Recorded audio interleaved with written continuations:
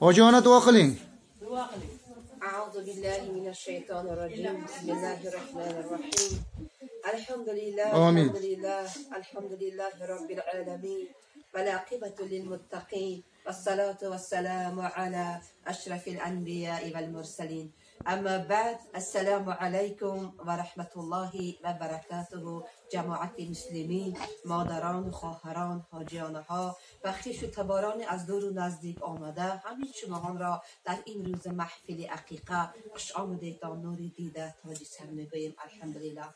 اعوذ بالله من الشیطان الرجیم. بسم الله الرحمن الرحیم. به حرمت ربی اشرح لی صدری و یسر لی امری واحلل عقدة من لسانی یفقهوا قولی. خداوندا گشایش کار برای کاری هر کی ما الله سبحانه و تعالی نصیب روزی گرداند.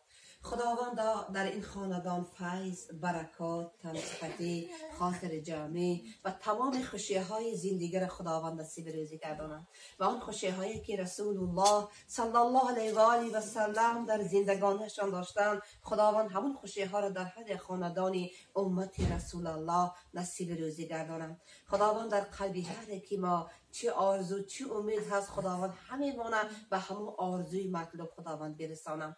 به حرمت اللهم یا مصرف القلوب آمین. ثابت قلوبنا علی دینی و یا محول الحال حول حالنا الى احسن الحال. خداوند این مادرمان دایم عمرشان دراز، رزقشان فراز کنم، راحتی فرزندانشان برند، یک مادری خوشبخت و سربلند کنه دانه رفت خانه کعبه را چندها بار زیارت کرد آمده در شما، در اهل بیت شما، در فرزندهای شما، نویره های شما خداوند نصیب گرداند. این نویره هاتون در آینده صاحب علم و معرفت، علم دینی دنیوی لدونی، علم نافع نصیب گرداند. خداوند در قلبشان مهر و محبت الله، مهر و محبت حبیبش، مهر و محبت قرآن نصیب گرداند. به حرمت الها به اعزا زینامی رسول دعای غریبان بسازی قبول.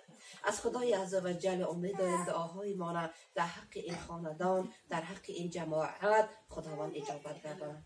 به حرمت اللهم ربنا آتنا فی الدنیا حسنة و فی الآخرة حسنة و قنا عذاب النار. و صلی الله علی تعالی خیر خلقه محمد و آله و اصحابه اجمعین. آمین یا رب العالمین. الله اکبر.